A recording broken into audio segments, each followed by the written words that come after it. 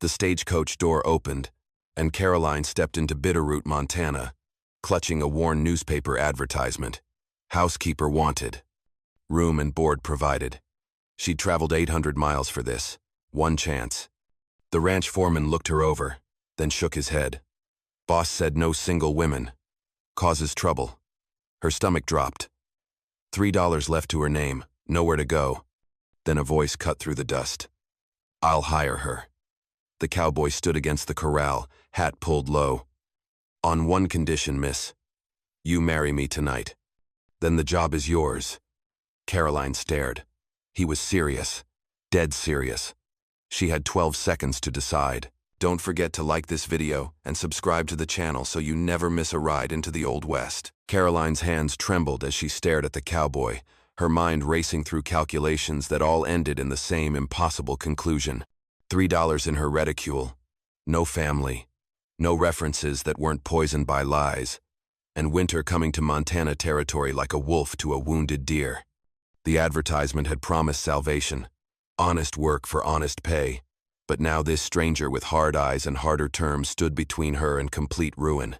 I need an answer, miss, Jake Thornton said, his voice carrying no warmth, just the flat practicality of a man conducting business. Sun's dropping fast, and Judge Morrison leaves for Helena at dawn. It's tonight or never. She studied him properly then, forcing herself past the shock of his proposal. Tall, lean, weathered by sun and wind, perhaps 30 years old, with a scar cutting through his left eyebrow and hands that showed a lifetime of rough work. Not cruel-looking, but closed off, guarded, like a man who'd learned to expect nothing good from the world. Why? The word came out steadier than she felt. Why would you marry a complete stranger?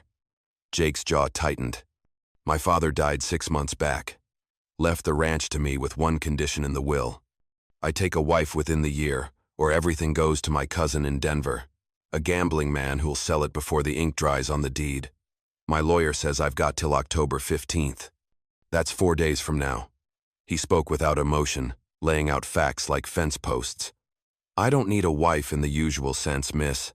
I need a legal arrangement. You need employment and a roof over your head. We both get what we require. Caroline felt her throat constrict. Marriage. The word carried weight she'd spent years avoiding after watching her mother wither in one, after fleeing Philadelphia to escape forced entry into another. But this was different, wasn't it? A transaction, bloodless and clear. Separate quarters, she said quietly, testing the boundaries. You mentioned that specifically. Jake nodded once. You'll have the housekeeper's room off the kitchen. Your own space, your own privacy. The job is real, miss. I need someone to manage the house, keep accounts, cook for the hands during roundup. The work's hard but fair, and you'll be paid. $20 a month plus room and board. $20. More than she'd made in Philadelphia before everything collapsed. More than she'd dared hope for when she'd boarded the stagecoach heading west with dreams and desperation packed in equal measure. And if I refuse? Jake's expression didn't change. Then I wish you well, and you find your own way. I won't force any woman into anything. But I will tell you plain. There's no other work in Bitterroot for a single woman without references. The boarding house is full, and Mrs. Patterson doesn't extend credit. The truth of it settled over her like snow, cold and undeniable. She'd passed through enough frontier towns to know how narrow the margins were for women alone. Teaching positions required credentials and connections. Seamstress work went to established locals. Saloon work led places she wouldn't go. This strange, hollow offer was the only door that remained open. "What's your full name?" she asked, surprising herself with the steadiness in her voice. Jacob William Thornton. Owned 240 acres, 40 head of cattle, decent water rights. He paused. "I'm not a drinking man, miss. Don't raise my hand to women or animals. I keep my word once given." Caroline searched his face for deception and found only weary honesty. Whatever had brought him to this desperate measure, he believed what he was saying.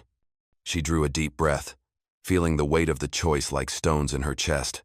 Caroline Elizabeth Winters, 26 years old, from Philadelphia originally, Educated in letters and mathematics, no family living. She met his eyes directly. I've never been married. I don't lie or steal. And I keep my word as well. Something flickered across Jake's face, too quick to name. Then we have an understanding? The question hung between them, surrounded by dust and afternoon, light and the curious stares of townspeople passing on the street. Caroline thought of her mother's grave in Pennsylvania, of the promises she'd made to herself about independence and dignity, of the long road that had led to this moment in this rough Montana town. Some choices weren't really choices at all, just the single path visible through the darkness. Yes, she said, the word barely more than a whisper. We have an understanding. Jake extended his hand, and after a moment's hesitation, Caroline took it. His grip was firm, calloused, and brief. Judge Morrison's office is 2 streets over. We'll need 2 witnesses. I'll find them. Within the hour, Caroline stood in a cramped office that smelled of tobacco and old paper, wearing her only decent dress, a gray wool that had seen better days, while Judge Morrison, a portly man with impressive mustaches, read through the marriage ceremony with the enthusiasm of someone inventorying livestock. The witnesses were a store clerk, Jake, had paid $2, and the judge's wife, a thin woman with sharp eyes that missed nothing. When Morrison reached the vows, Caroline's voice came from somewhere far away, mechanical and strange in her own ears. Jake's responses were equally flat. No promises of love or cherishing, just legal words that bound 2 strangers together for reasons that had nothing to do with hearts or futures. The judge pronounced them married, and Jake signed the certificate with a steady hand. Caroline's signature wavered slightly, but it was done. Mrs. Caroline Thornton now, at least on paper, at least by law. Jake paid the judge $5, nodded to the witnesses, and gestured toward the door. Wagons outside. It's an hour's ride to the ranch.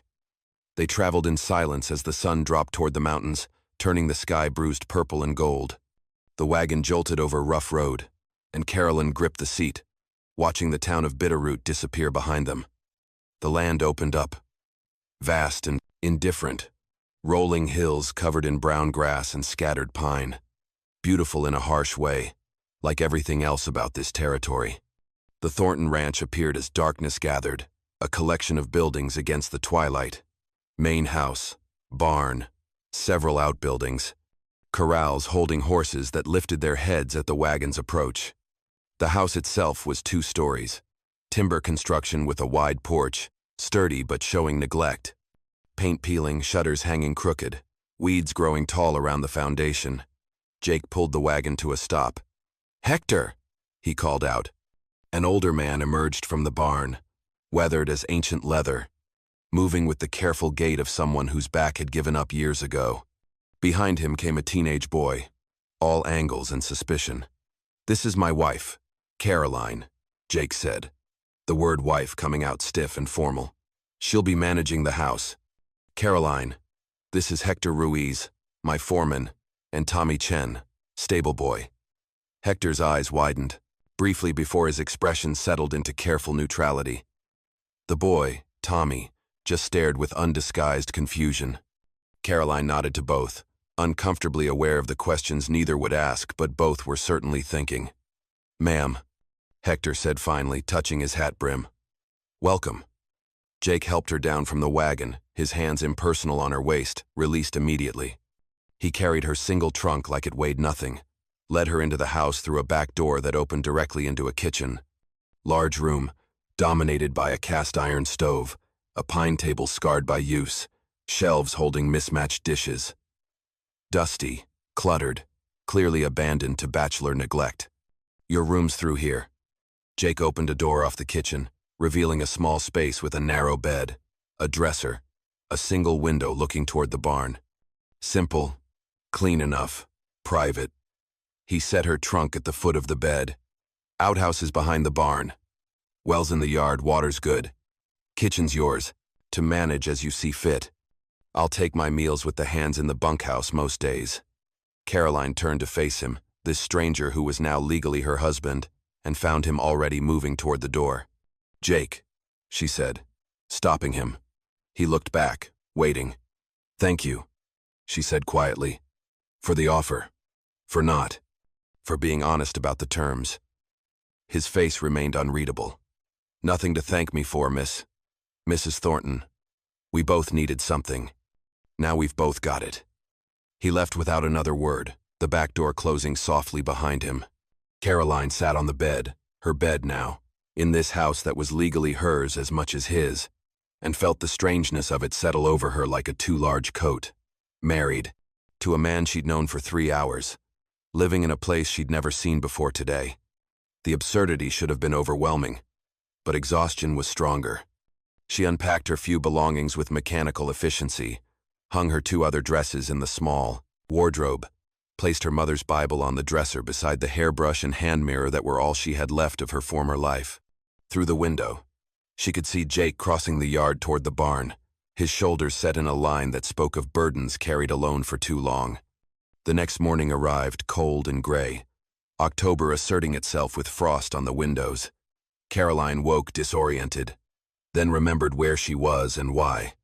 She dressed quickly in her plainest dress and apron, pinned her dark hair securely, and entered the kitchen as dawn light filtered through dirty windows. The state of things became clear in daylight. Months of neglect, perhaps longer. Dishes unwashed, floors unswept, pantry stocked but disorganized. She found coffee, got the stove burning, filled the kettle from the bucket by the door. Work she could understand. Work had rules and results. By the time Jake appeared an hour later, she had coffee ready and breakfast started. Eggs from the henhouse, she'd discovered. Salt pork fried crisp biscuits that weren't her best but would do. He stopped in the doorway, surprised. "You didn't have to start today," he said. "Figured you'd need time to settle." "I'm settled enough," Caroline replied, keeping her voice neutral. "This is the job, isn't it?" Jake nodded slowly, hung his hat on a peg by the door. They ate in profound silence, forks scraping plates, the only sound. Caroline kept her eyes on her food, aware of him across the table, this man who was husband in name and stranger in fact. When Jake finished, he stood, carried his plate to the wash basin. "I'll be working the north fence line today. Back around supper time. If you need anything, Hector's usually near the barn." Then he was gone again, and Caroline was alone with the work. She spent the day learning the house, room by room, parlor with furniture covered in sheets, dining room unused, study with papers scattered across a desk.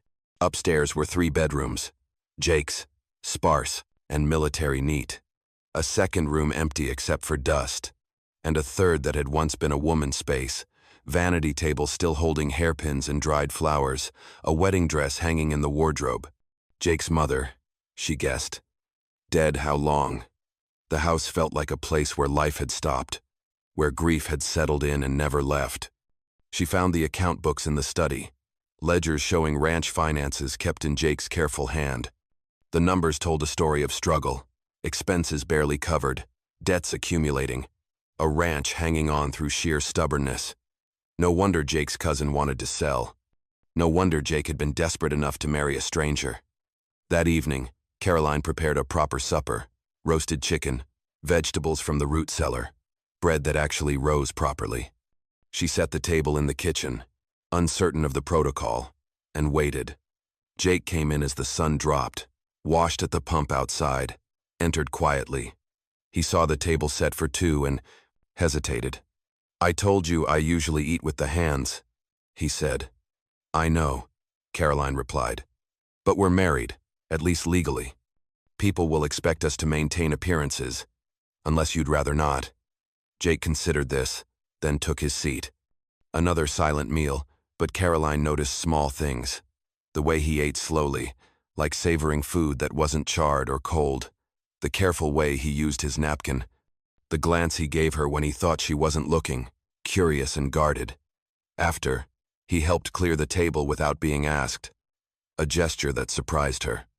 "It's good," he said abruptly. "The cooking. Been a while since I had a proper meal." "Thank you," Caroline said, then ventured further. "The accounts in your study. I saw them while cleaning. If you'd like, I could help organize them, maybe find areas to economize." Jake's expression closed slightly. "That's ranch business." "I understand," Caroline said carefully. But I was trained in bookkeeping, and if the ranch fails, we both lose, don't we? A long moment passed. Then Jake nodded once. I'll think on it. Progress. Small but real. That night, lying in her narrow bed listening to the unfamiliar sounds of the ranch settling around her, Caroline thought about the strange bargain she'd entered. Jake Thornton was not cruel, not demanding, but he was locked away behind walls built by loss and disappointment. She'd seen the photograph she'd found that afternoon while dusting the study. Jake younger, smiling, arm around a beautiful blonde woman in an expensive dress. The woman's face had been carefully torn away, leaving only Jake's image intact. Whoever she'd been, she'd left scars deeper than the one above his eye. Caroline understood about walls. She'd built her own. But lying there in the darkness of Montana night, she wondered if two people locked away could somehow find their way back to the world, or if they'd just remain isolated together, sharing space but never touching, married but forever, apart. 3 weeks into their arrangement, Caroline had established a rhythm at the Thornton Ranch. Wake before dawn, prepare breakfast, manage the endless cycle of cooking and cleaning and mending that kept a working ranch running. Keep the account books that Jake had reluctantly allowed her to organize, and maintain the careful distance that defined their marriage in name only. She'd learned to read Jake's moods in the set of his shoulders, the way he removed his hat when troubled, the long silences that spoke of burdens he wouldn't share. They were cordial strangers sharing space, nothing more, until the day Richard Blackwood came calling. Caroline was hanging laundry when she heard the horse approaching. Looked up to see a rider on a magnificent black stallion, dressed too fine for ranch work. Tailored coat, polished boots, silver-trimmed saddle that probably cost more than Jake's entire herd. The man dismounted with practiced ease, tied his horse to the porch, rail, and surveyed the property with the assessing gaze of someone calculating value. "You must be the new Mrs. Thornton," he called out, removing his hat to reveal silver-touched dark hair and a smile that didn't reach his eyes. "Richard Blackwood, from the Double B spread. I own the land north and east of here." Caroline set down the laundry basket, wiping her damp hands on her apron, unease prickling at the base of her neck. Something about him struck familiar, though she couldn't place it. "Mr. Blackwood," she acknowledged carefully. "My husband's working the south pasture. I can fetch him if you need to speak with him." "In a moment, perhaps." Blackwood's gaze sharpened, studying her face with uncomfortable intensity. "Forgive me, but have we met before? You seem remarkably familiar." The unease bloomed into cold dread. "I don't believe so, sir. I'm new to Montana." "Are you?" He stepped closer, and Caroline fought the urge to retreat. "Strange. I spent several years in Philadelphia. Moved in fairly prominent social circles. The Bradfords, the Ashworths, the Prescotts. You wouldn't happen to have connections there, would you, Mrs. Thornton?" Caroline's blood ran cold. The Prescotts. She'd worked for Margaret Prescott as a companion and secretary, a respectable position, until Margaret's son Charles had decided that no from a woman in his family's employment was merely an obstacle to overcome. "I'm afraid you're mistaken," Caroline said, her voice steadier than she felt. "Now, if you'll excuse me, I have work." "Caroline Winters," Blackwood said softly, and the name from her past hung between them like a blade. "Yes, I remember now. There was quite the scandal, wasn't there?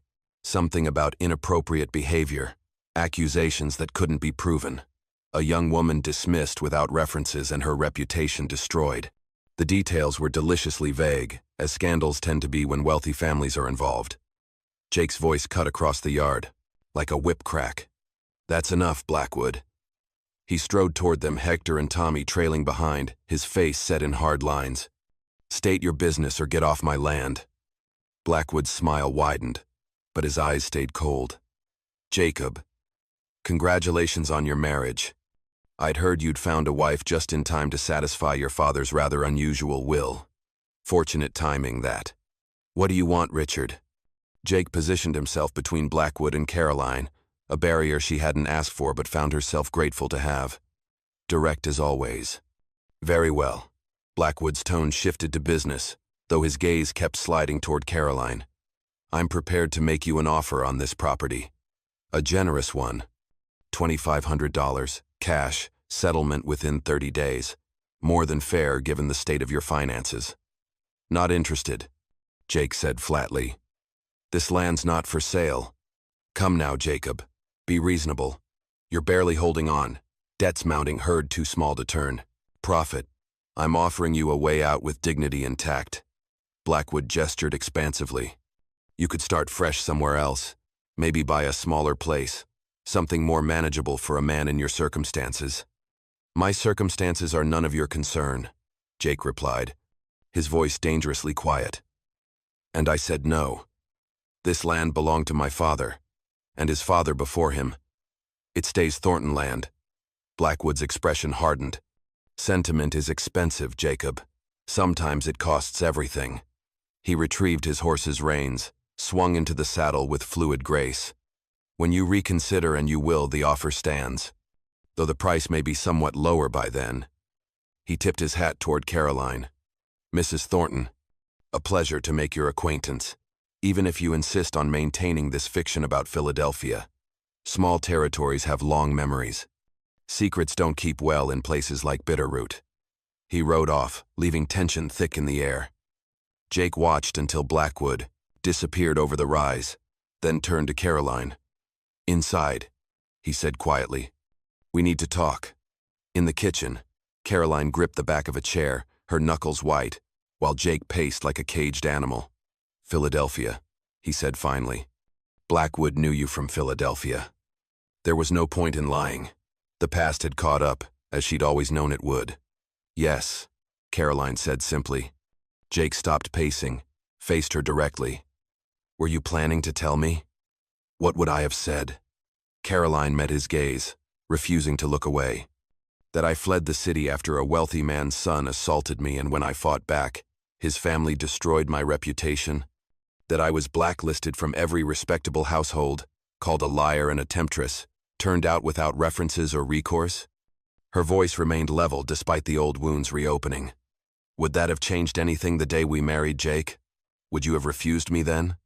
Jake's jaw worked, processing this. What happened? Exactly? So Caroline told him, the words coming easier than she'd expected. About working for the Prescott family. About Charles Prescott cornering her in the library one evening when his parents were at the theater. About his hands tearing her dress and her knee finding his groin. About his rage and the lies he'd told. They claimed I'd tried to seduce him, to trap him into marriage for his money, Caroline said, the familiar bitterness rising. His word against mine, and who would believe a paid companion over a Prescott? Mrs. Prescott dismissed me the next morning, told every family in her social circle that I was morally corrupt. Within a week, I couldn't find work anywhere in Philadelphia.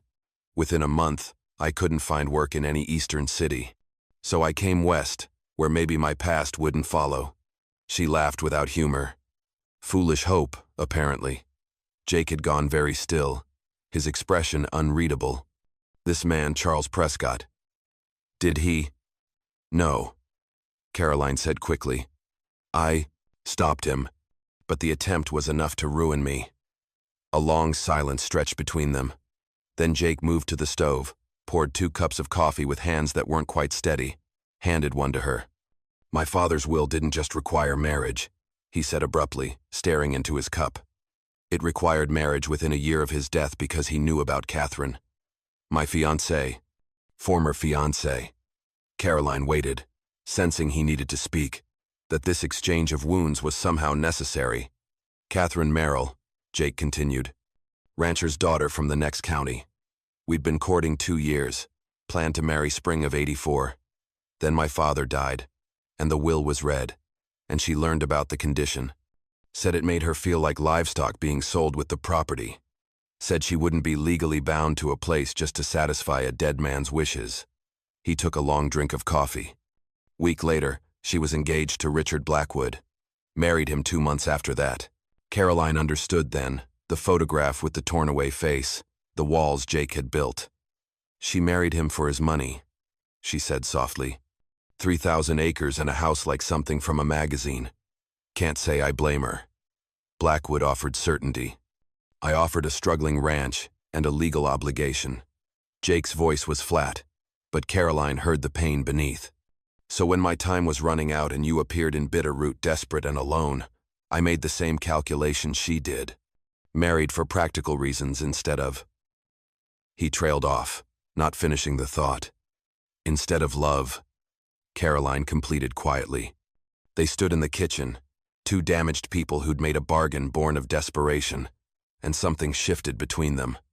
Not love, not yet, but understanding.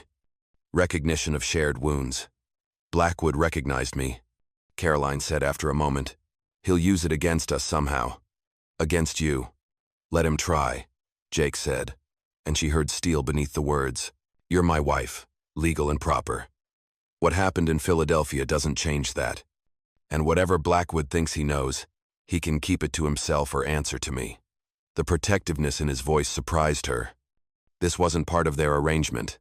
This defense of her reputation by a man who barely knew her. But before she could respond, Tommy burst through the door, breathing hard. Boss. North fence is down, at least 200 yards of it. Looks like it was cut, not broke. And the cattle from that section are scattered to hell and gone. Jake's face went hard. When? Must have been last night. Hector found it this morning checking the line. Jake grabbed his hat, then paused. Stay here, he told Caroline. Lock the doors. I don't like the timing of this. Blackwood visiting the same day my fence gets cut. He was gone before she could argue, riding north with Tommy and Hector.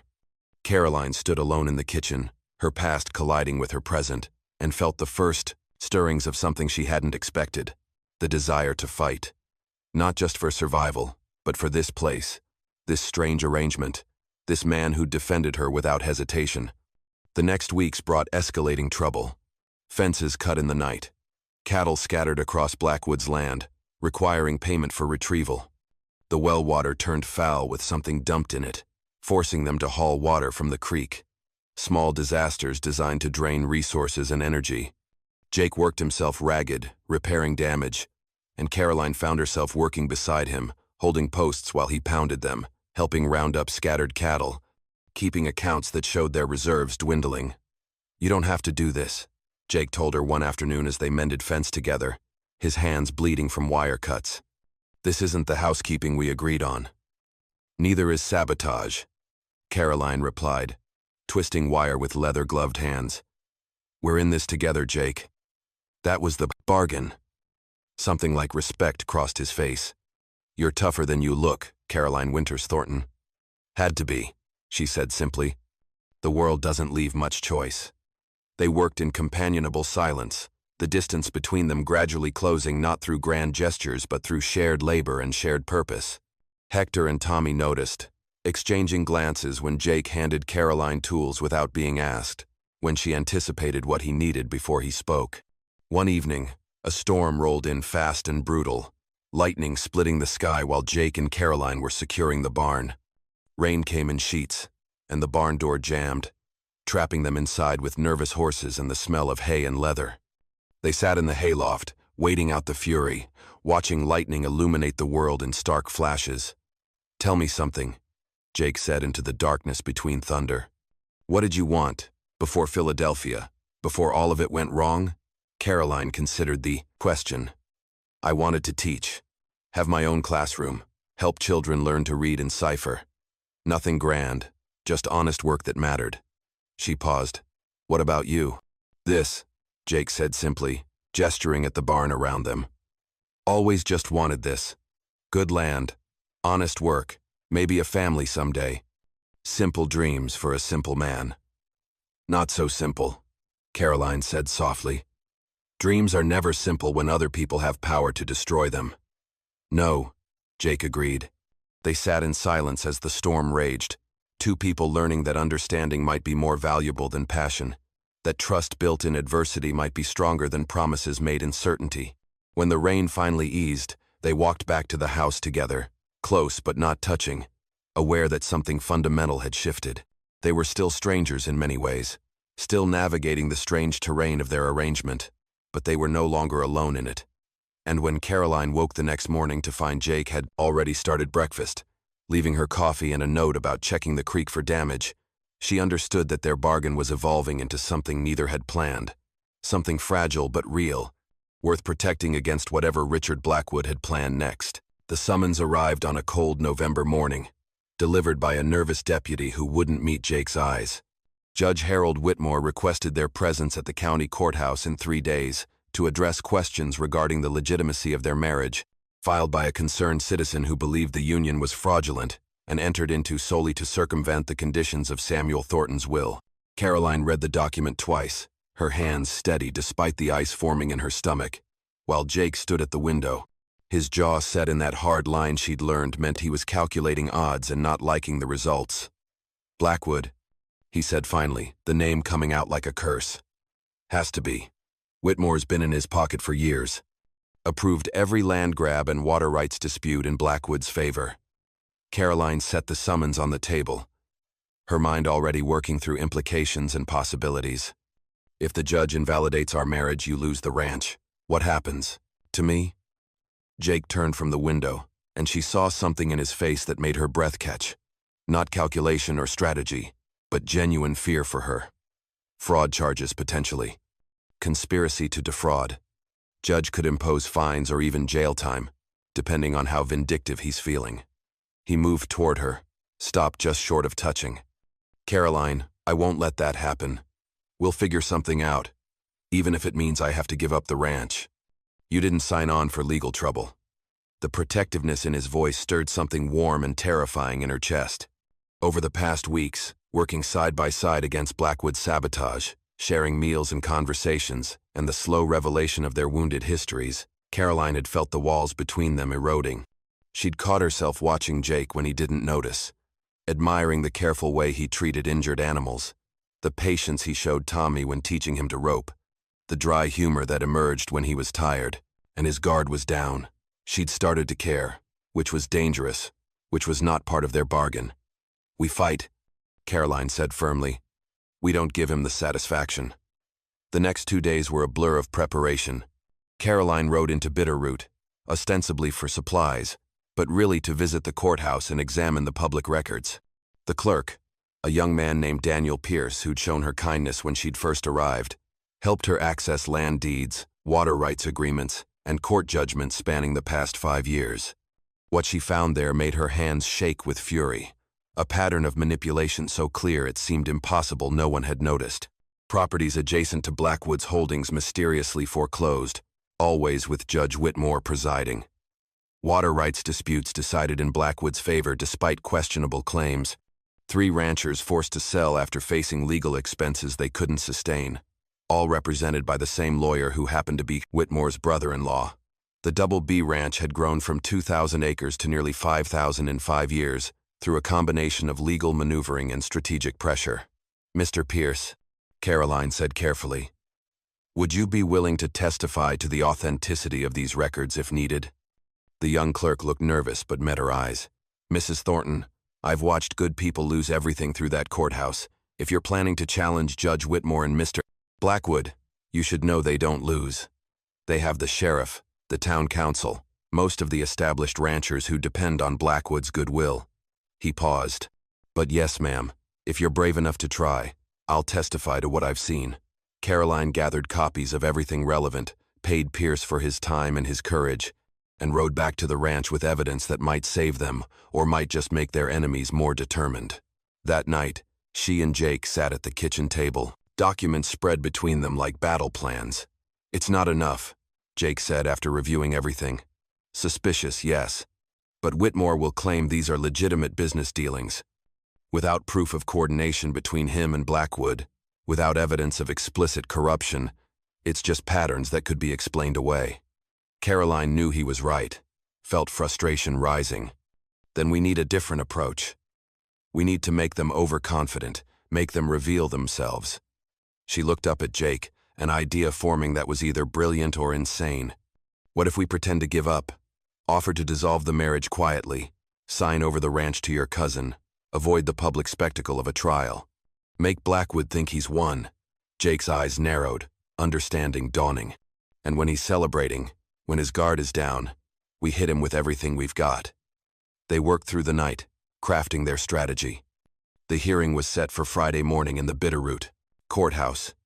a small timber building that served as the center of justice for 3 counties. Caroline dressed in her finest remaining dress, the dark blue silk she'd worn in Philadelphia, armor from her old life. Jake wore his only suit, bought for his father's funeral, somber and formal. They entered the courthouse to find it packed. Blackwood sitting in the front row with his lawyer, a sleek man named Morrison who radiated expensive confidence. Judge Whitmore presiding from the bench, looking already bored with proceedings. Townspeople filling every available seat, drawn by the scandal. The judge called the hearing to order, and Morrison stood, laying out the case with practiced ease. Jake Thornton, desperate to inherit his father's ranch, had entered into a fraudulent marriage with Caroline Winters, a woman of questionable background who'd appeared in town opportunistically. The marriage was a sham, conducted purely to satisfy the will's conditions, with no genuine intent of a marital relationship. Evidence of separate sleeping arrangements, lack of normal marital intimacy, the suspicious timing, it all pointed to conspiracy. Your Honor, Morrison concluded smoothly, we request the court invalidate this marriage, declare it void from inception, and refer the matter to the territorial attorney for potential criminal prosecution. Judge Whitmore nodded along, clearly prepared to rule exactly as requested. Then Jake stood, and Caroline saw Blackwood's expression shift to satisfaction, believing Jake was about to concede defeat. Your Honor, Jake said quietly, before you rule, my wife has something to say. Caroline rose, feeling every eye in the courtroom on her, and began to speak. She talked about coming to Montana desperate and alone, about the bargain she and Jake had made, the honest transaction between 2 people in need. Then she shifted, pulling out the documents she'd gathered, laying out the pattern of Blackwood's expansion, the suspicious court, decisions, the families forced from their land. Mr. Blackwood claims concern about fraudulent marriage, Caroline said, her voice clear and steady. But his real concern is that Jake Thornton refused to sell. This hearing isn't about justice. It's about a powerful man using the courts to take what he couldn't buy. Morrison objected. Whitmore tried to interrupt, but Caroline kept talking, presenting each piece of evidence, each pattern, each coincidence that became less coincidental with every example. The courtroom rustled with murmurs. Blackwood's face had gone red, his composure cracking. Furthermore, Caroline continued, our marriage may have begun as a practical arrangement, but it is genuine and legal. We have witnesses to the ceremony, to our cohabitation, to the life we've built together. Judge Morrison and Helena performed the marriage legally.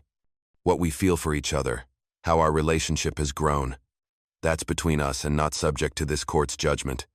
She looked directly at Blackwood. You wanted to discredit us, to paint us as frauds. But the only fraud in this room is the one you've been perpetrating for years, using wealth and influence to corrupt justice itself. The courtroom erupted. Whitmore banged his gavel, demanding order, but the damage was done. 3 ranchers stood up, declaring they'd been pressured by similar tactics. Daniel Pierce rose from the back, confirming the authenticity of the documents Caroline had presented. Even the sheriff looked uncomfortable, caught between loyalty to Blackwood and the public exposure of systematic corruption.